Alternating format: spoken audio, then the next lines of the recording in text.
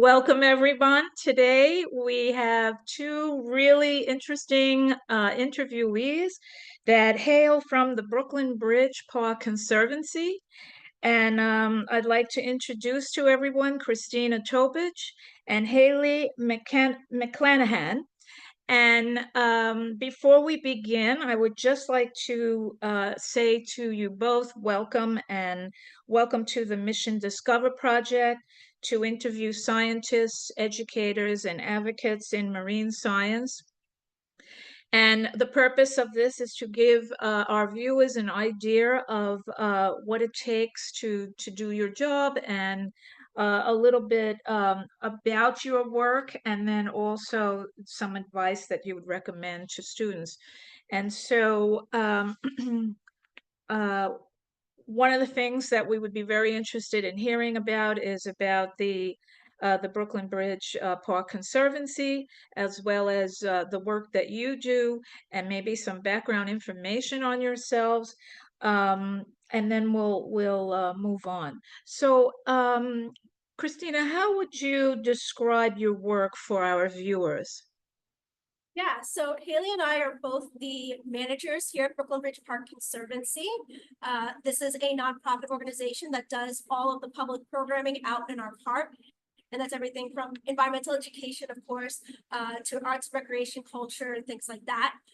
But we clearly focus on the education and environment and stewardship pieces of that. And we're in our education center right now. So right underneath the Manhattan Bridge in the most urban spot of Brooklyn you could get. We have a wonderful environmental education center, which is our home base for all of our programming. So we do quite a lot. The biggest audience we serve are school-age children. So we offer educational field trips during the week. We also have a couple of days a week where visitors are welcome to drop in to our education center. There's a lot of interesting exhibits, activities that are highly interactive, and of course, animals. So we have several days a week where visitors come in for our open hours. And then we have a lot of specialty programs or series programs where we get to work with the same learners or students more than once. So we have special programs specifically for early childhood, mommy and me, caregiver and me style classes for the youngest of learners all the way up to very unique and exciting after school teen opportunities that provide a pathway into apprenticeships and internships with us later down the line. And of course, one of the biggest things that we love is just public programming. We're out in the park and we're doing hands-on community science. That's kind of a big part of our program. And I'll pass it off to Haley. Haley is the community science manager to share more about those very special programs we love. Okay, take it away, Haley. So we have been doing seining, which is a form of fishing where you use a big long net at some of our shoreline areas in Brooklyn Bridge Park. That's one of the things that I really love about our park is that we have a lot of access to the water.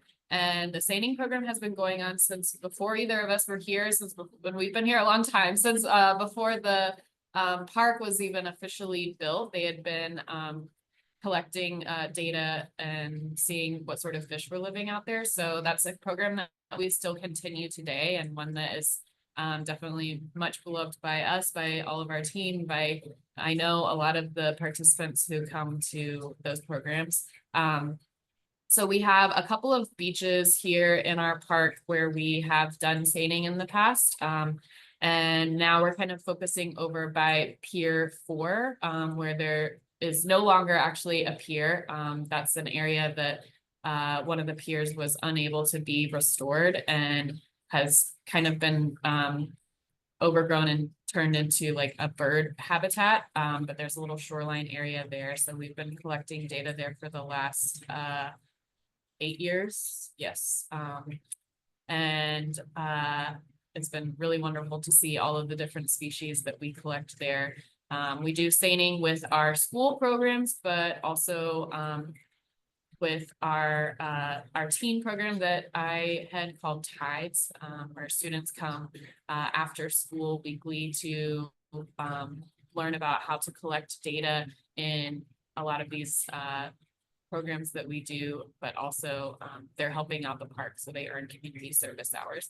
And then we have our public programs, which we try to do one per month from like May through September, and invite the public out to come see what we catch. We usually get pretty good. Oh, that's awesome. That's very interesting. You both sound very, very active in what you're doing at this particular location. I'd like to hear a little bit about your background, starting with Christina, and how you came to be working at this particular place or this particular job. And, you know, your background and experience surely brought you to this point in time.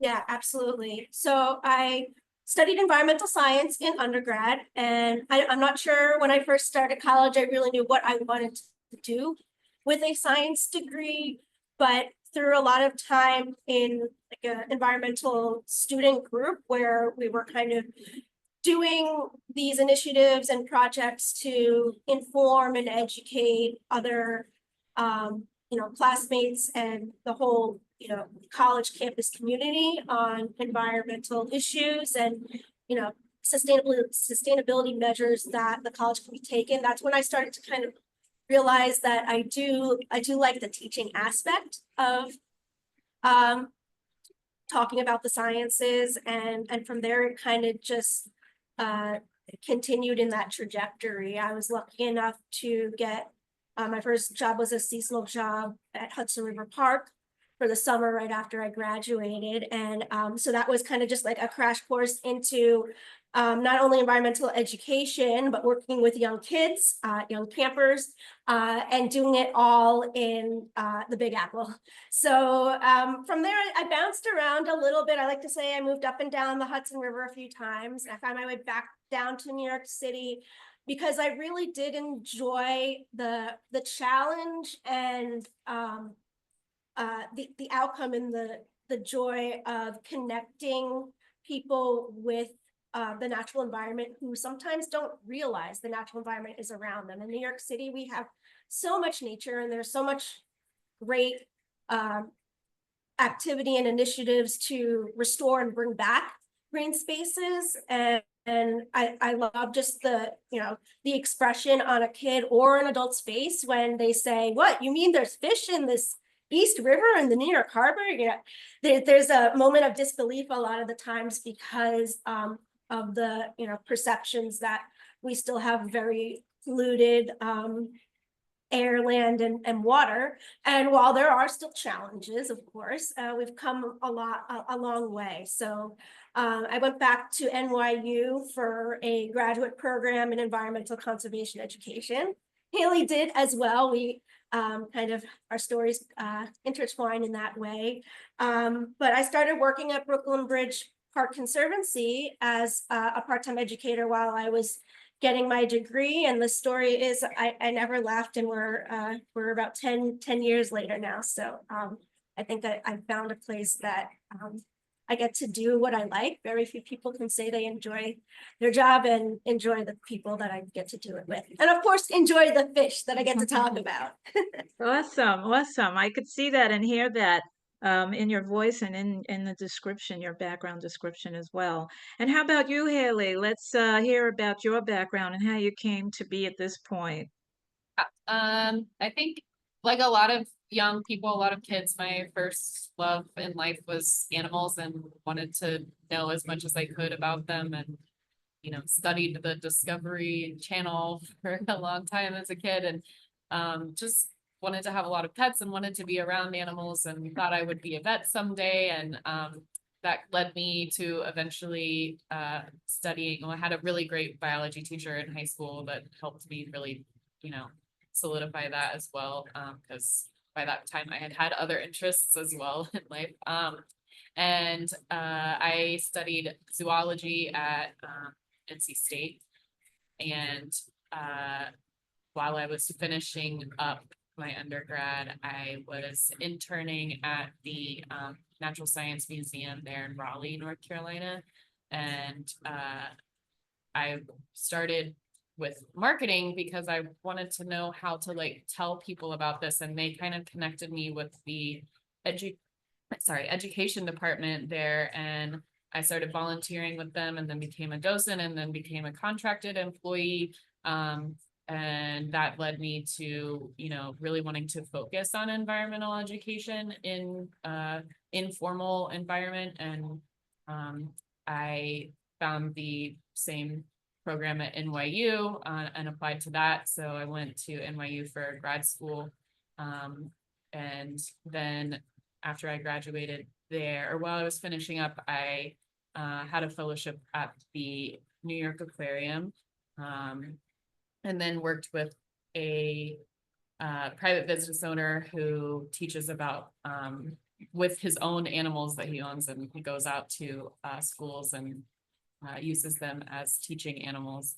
So I got to do all of that, and that eventually led me here. The education center had just opened, and I don't think they were like necessarily looking for someone, but I had heard about it, and I think they were looking for an intern, and I applied for that, and they were like, you know, you have a degree, like, do you want a job? And I was like, yeah. So started working here like right after they opened, and it was kind of kismet because they have a lot of we have a lot of organisms here. That's a big part of my job, is overseeing the animal care as well. So those fish that we collect seining, we bring some of them back to our aquariums here, and people get to come see those up close. So I have a lot of experience caring for animals from, you know, the past experiences at the museum, and then working with the nature company and helping him care for his animals. So it was kind of a good combination of my skills and good fit, a good fit. It sounds like. And one thing that that I found very interesting while you were talking is that you put emphasis on you know, having some kind of mentor who can help direct you. For example, I had a mentor in high school, and that mentor indirectly kept motivating me and directing me into the marine science field, but I really didn't know where I was going to go with it. And then when I went to look for colleges, I looked for one specifically that had marine science degrees.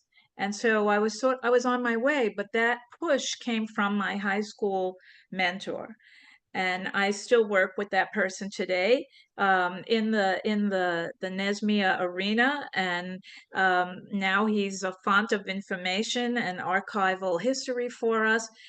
So for me, it's kind of come full circle, because I'm retired now from the American Museum of Natural History, and I've done the circuit of jobs from graduating from college, and now I'm doing this volunteer work to promote marine science to high school and college students, even elementary students, and to everyone, everybody, all kinds of people, which has not been traditional in this field.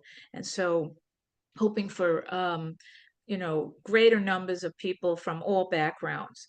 So that was very interesting background. You both have very interesting backgrounds, and that's going to lead me into my next question, which is, what would you recommend to a high school or college student entering into your field?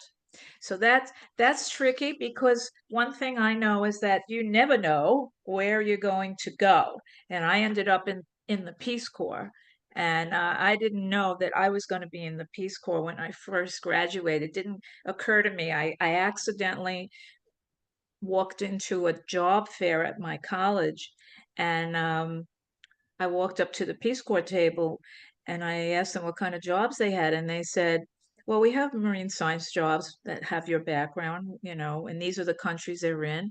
And I said, fine, I'll take it. So that's how I went and planted marine algae off the Chilean coast for 2 years.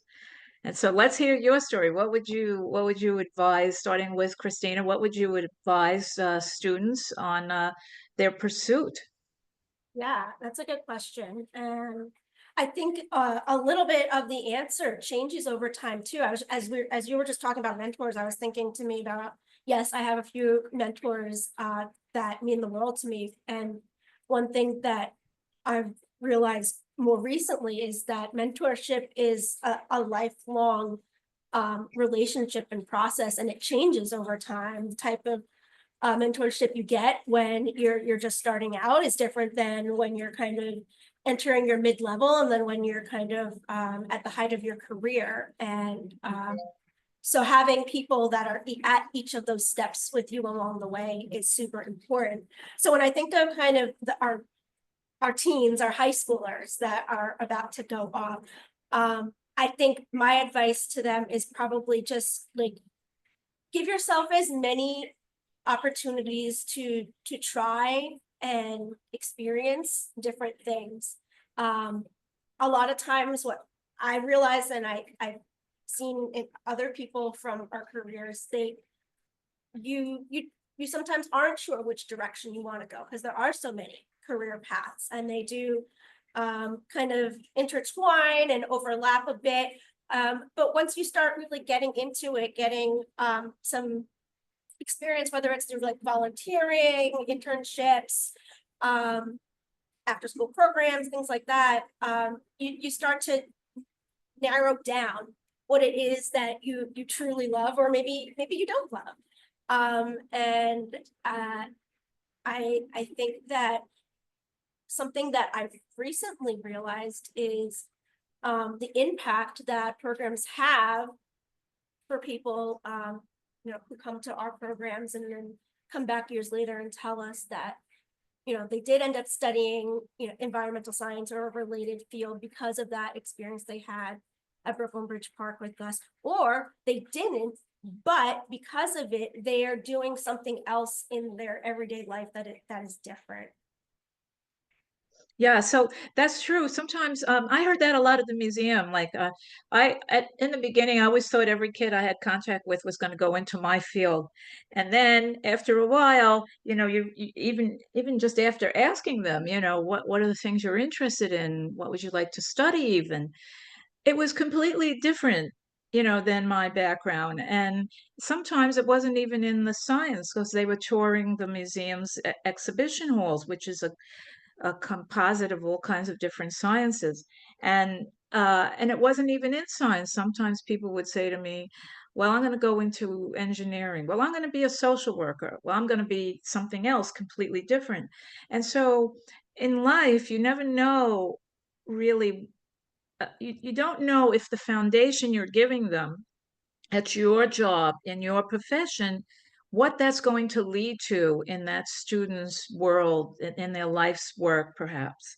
And they may change jobs a lot also, too.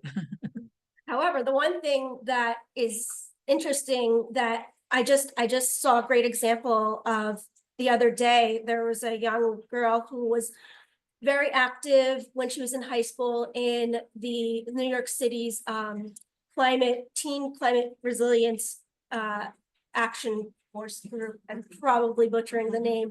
And she went on to actually decide to go more the corporate route. But she said what she's taking with her is everything that she learned about sustainability, and she wants to bring that to spaces that aren't in that mindset.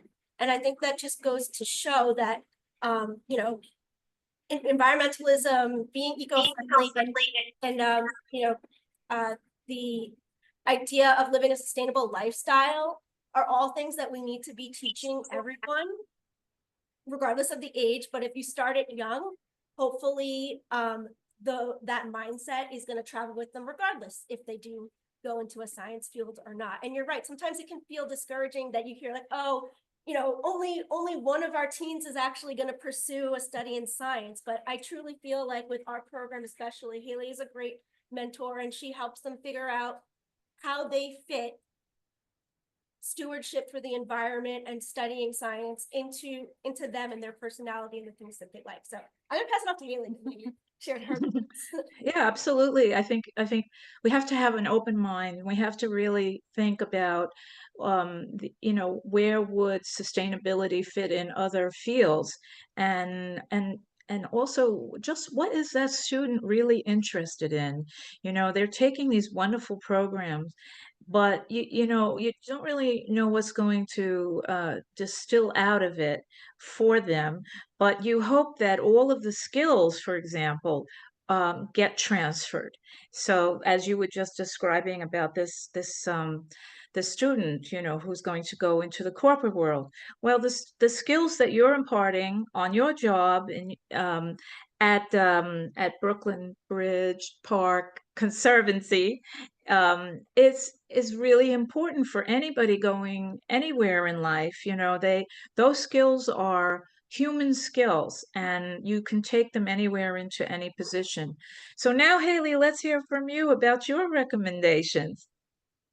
I mean, one of the things that we try to do in our Tides After School group is introduce students to a lot of different like local organizations and fields, and I invite people to come speak to them about their jobs. And so I think, you know, yes, try a lot of different things, you know, because you never know what it might lead to. But also, if there's something that really interests you, or you meet someone that is really interesting to you, or you like the idea of their job, like I've never met anyone in this field who wouldn't be like, you know, completely open to talking to someone, or you know, helping them find some opportunities that maybe they haven't heard about yet. So I think don't be afraid to ask, say that it's something that you're interested in studying or learning more about, and do they have any advice for you, and see where that leads you as well. So that would be, and also there are so many more opportunities, I feel like, coming up in these fields for young people. There's a lot of interest in supporting programs, or like service days or things like that, that I've noticed in the last few years. So go to those things, go to the talks, you know, go to the service days, go to the museums and find out about volunteering. And there's one thing I always tell them too at the end of our program, because it is like service hours at the end of the day. Like, if you know, a lot of the students who apply for our program are interested in pursuing degrees or careers in this field, but I always tell them to, like, even if your interests lead you somewhere else, or you want to follow a different path for your career, like, there's always opportunities to stay involved in this work, as a volunteer, or, you know, as a donor, if you're lucky enough to make money where you can support these programs. Like, that's important too. So you're still helping out, even if it's not your bread and butter work that you're doing every day. That's right. Become a donor. I mean, that's sort of the end game with all of these not-for-profits, where if you can't give directly of your time and energy because of your age and other things going on of your life, become a donor. And we see that all the time. We just had Tuesday Giving come and go. And unfortunately, I didn't do anything for our organization, but um, uh, you know, we did have, for example, on sadly, one of our founders passed away, but left us a very sizable estate. So that's an you know, you're very right. You're very true. Donors can give in all sorts of different ways, either small donations throughout the year or throughout the years, or sizable estate donation, all those good things. I'm glad you mentioned it. And also, you reminded me that there are new jobs coming online. So for example, in the energy sector with wind, for example, the technology that's being used now and that is used to build these wind machines out in the ocean require a whole new workforce. And what I'm trying to do is to get the Department of Youth and Community Development to bring training for these jobs online through New York City, and then work with the companies to hire students who have gone through mentorships, internships, scholarship programs, and even coursework, and then to hire them. So one thing that I would like to let you know of as we wrap up is that at our conference coming up in May, we're going to have a panel, and the panel is going to be about the opportunities and pathway connections between schoolwork to jobs, to real jobs. And so you may want to consider talking on the panel. If so, let me know. We currently have people from different organizations who are going to be on the panel. Or if you want to set up a workshop at our conference also on, you know, what you do or on those themes as well, they would be most welcome. This is our anniversary year, and birthday year, which is very important to us. Yeah, and I was just gonna say one final thing is another piece of advice for young people is join these professional networks like NISMIA. We're so lucky that we are celebrating 50 years. Happy birthday to us and to you and to them. But yeah, these organizations are great ways to meet people, network, and we are thankful to be a part of those communities. Well, thank you very much. I really appreciate that. And if you didn't see it yet, we sent out a red envelope birthday greeting to all our members, and it had great links to link on about us and our history and some artwork and also last month's interviews. So now you will be placed in the red envelope, and you will be featured in the January red envelope that'll have you guys as interviewees.